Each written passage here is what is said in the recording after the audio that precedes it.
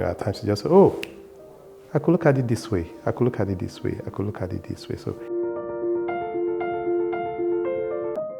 I've been able to get a better appreciation of what the concept of corporate governance is, and there are a whole lot of perspective that I got from other participants during the program that actually enriches my understanding of my role as a director.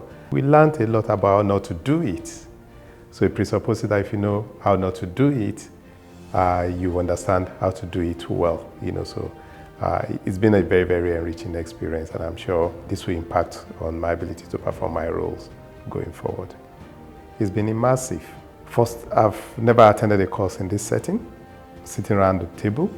It made it a bit more personal, it made it more real.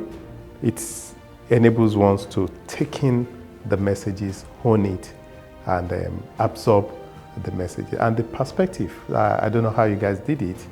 The quality of the other participants on the program has been very, very high, and they brought different perspectives. There's a lesson that could be from everybody bringing their varied and diverse perspective to bear. So it's been very, very enriching. At times you just say, oh, I could look at it this way. I could look at it this way. I could look at it this way. So it's they made it all enriching, and they made it something to remember.